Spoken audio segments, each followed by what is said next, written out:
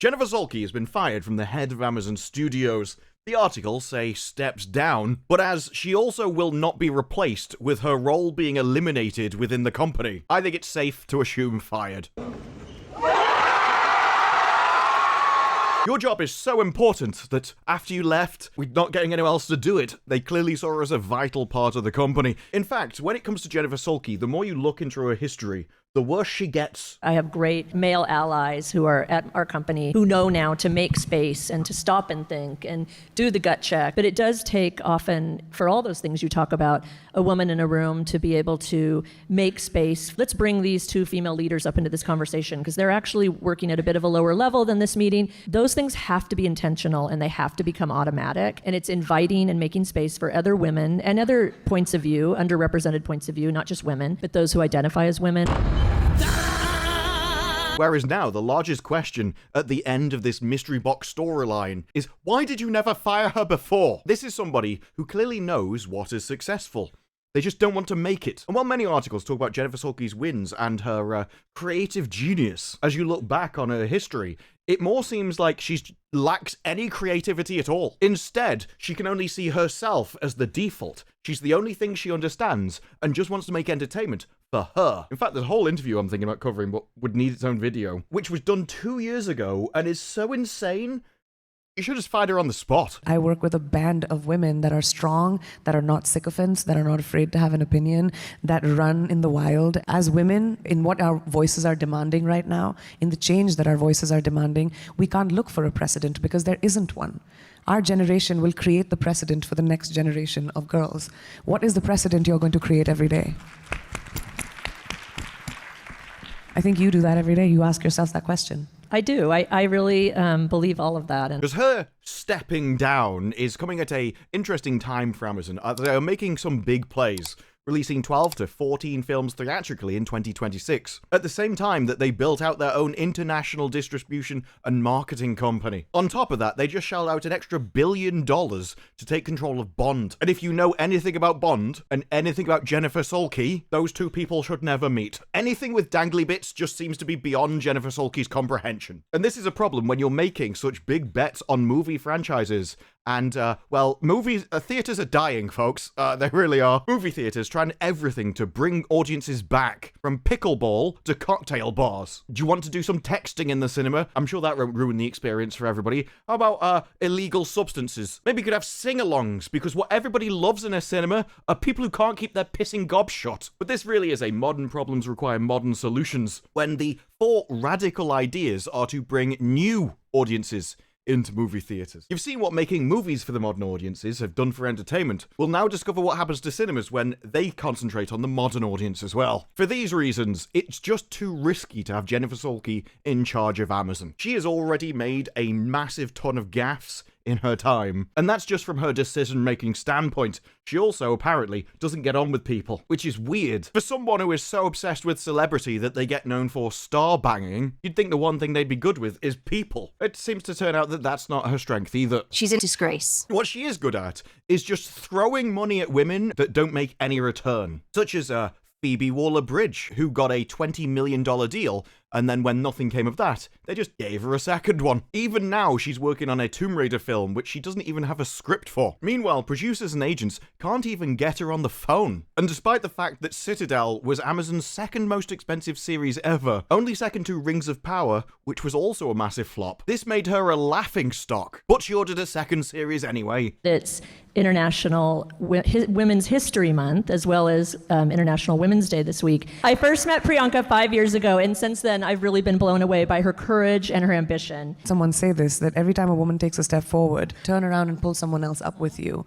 When I first did Citadel, it was the first time in my career that I had pay parity with my male co-actor. And I wonder, did that happen because the very few female decision makers in Hollywood was the one that I had a contract with? Would that have been a different conversation if a woman didn't helm that decision? And that's even before you get to insiders who said that Salke called Barbara Broccoli, and said she'd see her next Tuesday. Meanwhile, Broccoli thought that she was an effing idiot. Now, the more you dig into it, the more it seems that Jennifer Salke, well, it's not so much about the entertainment as an ideological mission to, get rid of all those pesky menfolk. Being in people's homes and watching, especially our moms, starting to stress out, like you're in a conversation and it's mostly dominated by men. And she's almost like an ant staring at a shoe, unable to comprehend there's a person standing in it. She's just too lacking to understand anything about masculinity. And she seems to spread this opinion like a virus throughout the company, even suppressing men in her meetings to make space, to hold space for people who shouldn't even be in the room. A woman in a room to be able to make space. Let's bring these two female leaders up into this conversation because they're actually working at a bit of a lower level than this meeting. It didn't matter whether they had anything to actually contribute to the meeting. Instead, it only mattered that they didn't have dangly bits, and that means they've got something good to say. These were people so insignificant, their jobs so irrelevant, they weren't allowed in the meeting itself. But she's like, hey, shut up. This room needs some more clunge. And I was so excited to be able to really grab the harness of what a company like Amazon could do in storytelling that would be truly global. You need to be a good ally. Sit down, shut up, and let these insignificant peasants come and preach at you for a bit. I can't help but wonder, given previous stories, whether this is the reason why you get such insanity to come out of their meetings. During a company meeting about the second series of a Bond TV show, an Amazon employee admitted her own misgivings. I have to be honest, she said. I don't think James Bond is a hero. The room went silent. Now, I can understand,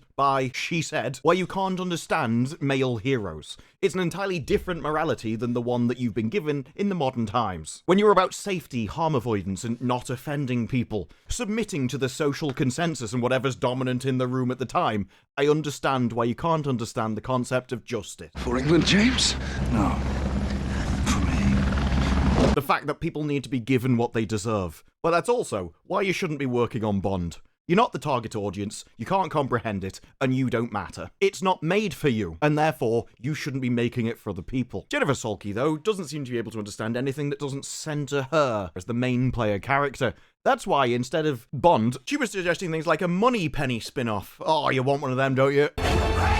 They did not send us because they thought we could do it. We are here because they are sure we cannot.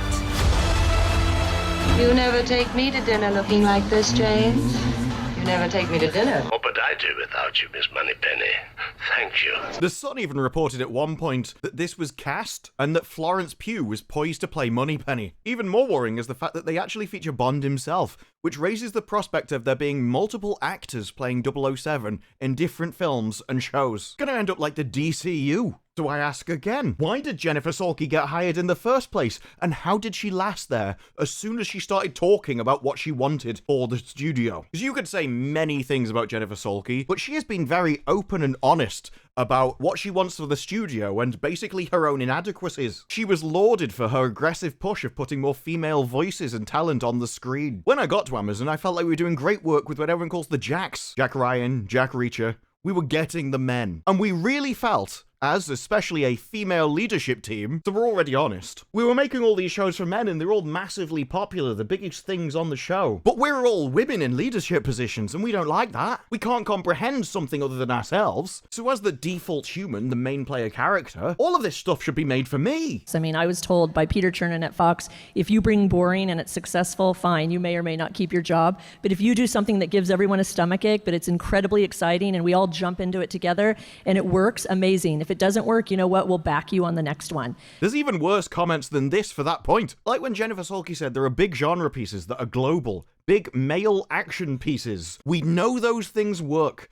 There's data galore to support those decisions. Make them then. Look, we know that men drive the industry, but I'm not one of them though, am I? Why don't I just make all the stuff for me? I could put myself in them, you know, maybe call myself Galadriel. She's an elf disgrace. What's that on Ravaged? But no, it's like, let's get out there and break ground with women. Let's try and make entertainment for the people that just aren't interested in it and see the results of that. And that's happening. It certainly is. Snow White proved that one. My favorite thing is when she was like, well, loads of people liked the idea of you. I had to Google what that movie was. It's been that successful. Apparently it nabbed nearly 50 million viewers in 2 weeks and it was a rom-com. Oh, right. Rom-coms, those, really breaking new ground for women there, are you? Oh, we never expected this traditionally feminine genre to be successful among female audiences. Jennifer Salke and her creative vision. This is, of course, entirely different to things like Citadel or the Moneypenny series, where you're turning them into spies and making them try and sit down and watch a male genre. I noticed you didn't point out any of them as a success. No, only the ones that everyone would have told you who the viewers would be before you made it. Maybe humans have been so static for thousands of years, and entertainment so static since its creation, because people are just set in their ways, because people just evolved this way and it's fixed. You bring one more peasant into my penthouse, Chet, I will throw her off the balcony myself. But no, she didn't want to make shows which the data already knew would work. That's what Amazon was doing before. We had to evolve out of success into failure, is why they hired a female leadership team. For them, it's about representing themselves, because the men already were the audiences and they were getting the shows they wanted. For the female leadership team, it was about representing the female leadership team. And I felt like we weren't really doing a good job. A creative, addictive destination for women. She means herself. Once again, not representing the audience there, are you? Because you're going for other people who aren't the audience. So they put together a slate geared towards women, not dads. So fingers crossed women come in droves, and we make even more content in film and TV for women. That worked out well for her, didn't it? They really came in their droves. Dozens of them. Dozens. I also like it. The fact that Salke is segueing comfortably into a new creative position is a testament to the impact she had on Amazon, or that she knows where all the bodies are buried. In fact, it turns out that nobody trusted Salke for a long time. According to Talk Around Hollywood, the ROI was so low on many of her big budget projects that Hopkins took the green light power away from her last year. And that was even before all the drama with Bond. It is quite funny when Salke was already talking about failure. She says, if you've got plenty of conviction and you're wrong all the time, I don't think we'd be sitting in our jobs very long. She's almost precognizant, although if that was true, she might actually have been good at her job. Because despite the fact that Jennifer Salke knew that men were her audience, she also seemed to despise them. When she took over the company, she cancelled Conan the Barbarian series, because she reportedly only saw toxic masculinity. Based economy. Unfortunately, if you see yourself as the default human being and can't comprehend other people, well, it's not me, is it? That means it's evil. Gotta get rid of that. All these people going around with swords hitting that's dangerous. Why would you make a show where they're just mean to people? You can't have that. I want to talk a little bit about issues that women have in entertainment, the glass ceilings that we have to work much harder to break. No, they'll fall out with their friends. We won't have social consensus. Someone might be offended. And so she cancelled Conan and replaced it with a Wheel of Time series. Of course, they weren't happy with that either. Because despite Jennifer Salke praising it as a timely narrative featuring powerful women at the core, which is why she took on the franchise in the first place, there are many reasons why Wheel of Time was never meant to appeal to Allison. It doesn't have her morality for a start. It's very much based in masculine values and justice. Good versus evil. Not, we're all equal with no difference in moral values and those criminals shouldn't be punished over there. We're not doing that. No. Instead, she was whining that there was just too much bosom in Wheel of Time. Based. Economy. So I don't know what to tell you, love. You could have had an entertaining TV series, but instead, people thought you were important. Wheel of Time is far from great for women. I don't know why I should care. The only thing you should be asking is it great television? Do the men want to see it? I would say yes when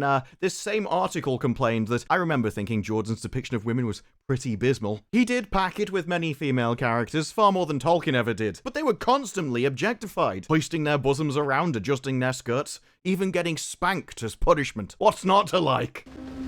Is that a question? Also, I have read several summaries of your female fantasy books. You cannot tell me that is not in them as well. She got offended by memories of Jordan's heaving bosoms and the generally irritating female characters. Look, just because it's fantasy, you've still got to make it believable. The B count was considerably higher by book 5. Too much bosom showed in the gap of her shawl. Total slag. Showed enough bosom to shock a tavern maid. Folded her arms under a massive...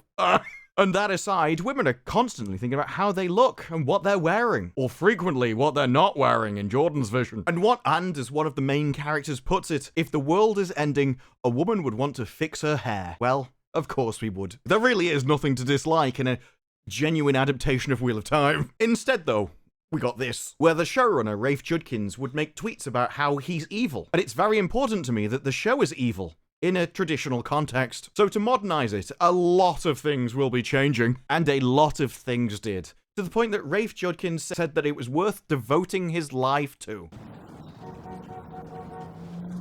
going through Wheel of Time and destroying it as a universe. If I can go through somebody's life work and pervert it, well, that's worth it to me. She cancelled one show because it was made for men, and perverted a man's life's work because it wasn't made for her, until it was. Hiring someone who, to his credit, was always honest about what he was and what he wanted to do with it. I want to talk a little bit about issues that women have in entertainment, the glass ceilings that we have to work much harder to break. I lay the blame for this solely with Jennifer Salke, as she is the one that hired him, and it's not as if he came in under false pretenses. When someone comes to you and goes, "I'm evil," believe them. And it's weird that people still talk about Jennifer Salke's successes when she's given all of these statements. Are they really her successes? When people talk about Reacher, despite her coming out and going, "Look, we knew that was a success, but we wanted to make all these failures. We didn't like that these were successes." But it happens time and time again. Jason Statham's a working man, just male testosterone punching people in the face for 2 hours. That's the entertainment that does well, compared to Snow White, which yes was Disney, but Snow White is far more Jennifer Salke's entertainment than anything Jason Statham. And yet every time Amazon gets a win, it's in the direction that Jennifer Salke didn't want to take the company. Why they had a leader lead them in the wrong direction for 7 years, actively fighting against the things that she knew she had the data to prove worked, is astonishing. And yet, when she took over, she saw herself as taking the embattled streamer, doing niche indie-style TV, recovering following an S harassment allegations, which were basically just used as a way to force the head guy out so that you could replace him with some clunge. Which also means pulling more people up and letting them have the Delegate. power. And yet, despite what we know about her direction of the company, you get these articles from the Hollywood Reporter. "Oh, behind what's ousted her and its fallout." You know what you always find listed in them? She'd been there a long time, 7 years, and she had some hits. You know, like with Reacher and Jack Ryan. It's always the male entertainment which people point to and go, "Well, she had some hits." Everything she despised about the studio and wanted to move away from with a female executive team. Sheer f***ing hubris. That's the only thing that's being held up in her defense, because her decisions were awful. She'd give Citadel a season 2, which then, in March, had to suddenly be, actually, we're going to go back on that, actually. I don't think that's a good idea. Yeah, we're going to fire her and then go back on all of her decisions, because she can't make any good ones. The interview, which is utterly insane, by the way, is with her, who is just as deranged as Jennifer Salke. That is true globalization. I feel like in America we talk about diversity and inclusion, right? And we're always talking about what diversity looks like, and how, everyone should be represented and everyone, should be seen. But I think true global diversity also matters. Everyone also needs to be heard. It's not just about the way you look in entertainment. Diversity is about how you sound, the words that come out of your mouth, the language that you use, the country that you grow in. Thank you. And all of this seems to be just an open secret with anyone that's worked with her. So the Wrap posted this, Bond bit her on the ass, only for Sharon Del Yaguado, previously of Amazon Studios and Fox, someone who was involved in The Walking Dead, The Boys, Invincible. I wouldn't brag about The Wheel of Time, I'd probably take that one off if I were you. Said it was very generous to say that Bond was the reason. It was the most irresponsible and wasteful run of TV excess in the history of Hollywood. I'll never forget how she called the Russo brothers a day before an upfront and made up a show they could announce before she knew what it was. That was Citadel. The second most expensive TV series, and that's just one series. There was spin-offs for it all around the world done at the same time. I do wonder if you added all those up, how close would it be to Rings of Power cost? Well, she made up that idea the day before someone had to pitch it. Apt gif from Nerdrotic there.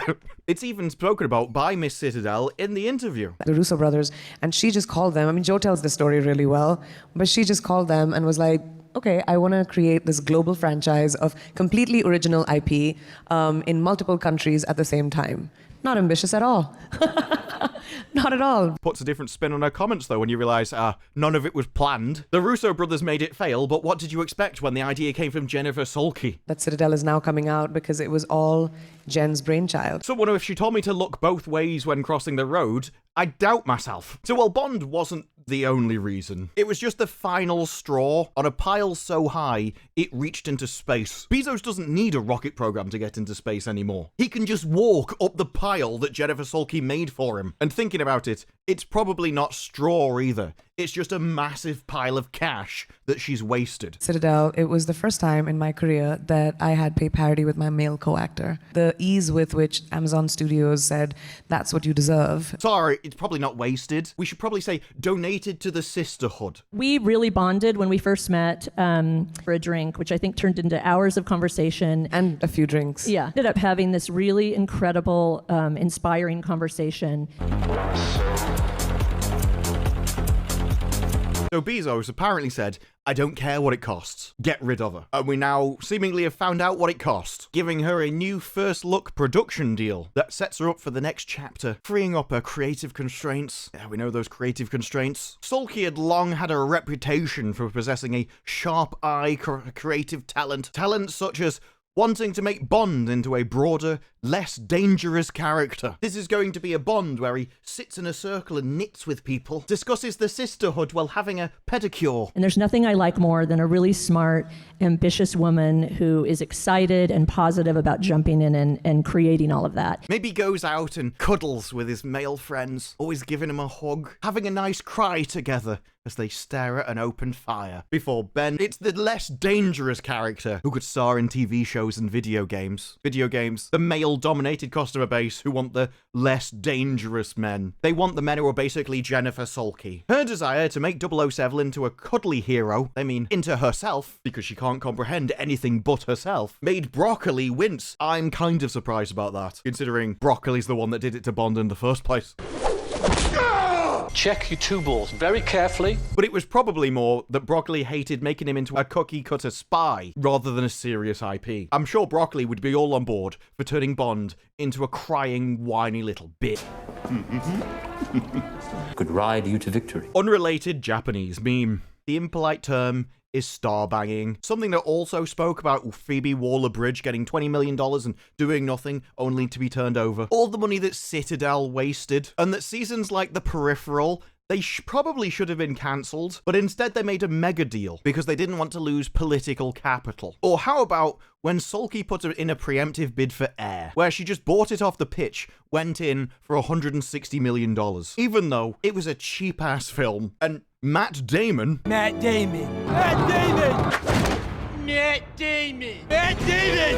made more money on Air than he did in any of the Bourne films because she overpaid, just as Amazon itself has overpaid for multiple companies. Every time a woman takes a step forward, turn around and pull someone else up with you. The very few female decision makers in Hollywood was the one that I had a contract with. The ease with which Amazon Studios said, that's what you deserve. And it's all done for things like this, such as how they see their Amazon Trailblazers event in London. Yeah, that sounds pretty neutral, doesn't it? I'm sure there's lots of different people within the company who could be counted as a trailblazer. Somebody really contributing to the it can't be Salke or a female executive team because they just produce failures and move away from even what the data knows is successful.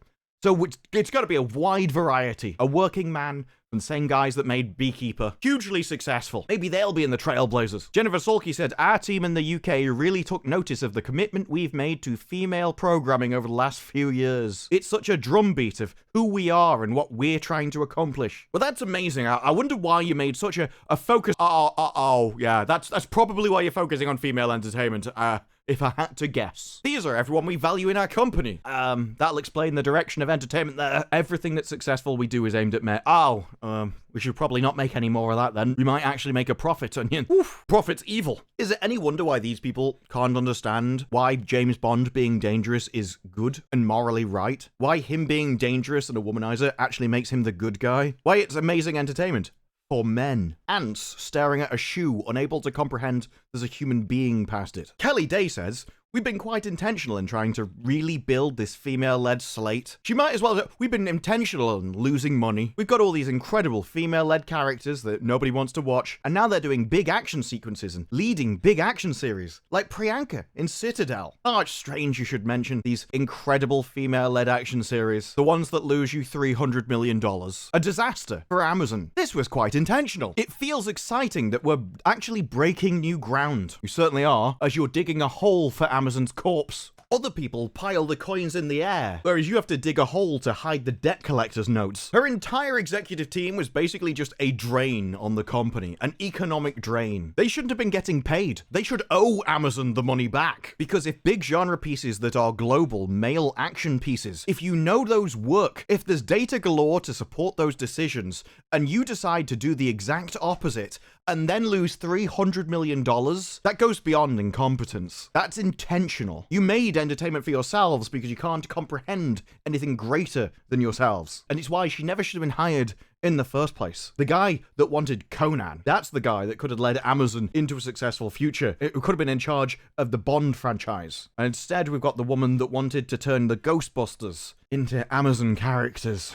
We have a gift. We see what no one else is willing to see. Anyone could have predicted Jennifer Salke failing in the industry. The only question is, why was she ever hired in the first place? And why was she ever allowed the freedom, the power, the ability to do this to a company, to do this to entertainment, to waste this much money without any man looking over her shoulder and going, no? Because it's not just the IPs that Jennifer Salke has destroyed or the money she's wasted. It's that there's someone there in the company who let her do it for 7 years. Well, I suppose 6 if they removed her ability to greenlight things over a year ago. As ever with these things, it's not just the problem person that should be fired, it's the person that hired them. When you're hired for ideological reasons and you create a slate of ideological television, I think the person that hired you for those reasons is just as at fault as the person that engaged in the actions. This is why Jennifer Salke should have been fired for Wheel of Time, as well as Rafe Judkins. But for everything else, now Jennifer Salke is gone, the person who put her in that position and didn't rein her in, I think they need to follow her if Amazon really wants to be taken seriously in the entertainment space, or ever stand a chance to. But those are just my thoughts. What are yours? Let me know down in the comments below. Like the video if you like the video, subscribe for more videos like this in the future, and I will see you in the next one. Bye-bye.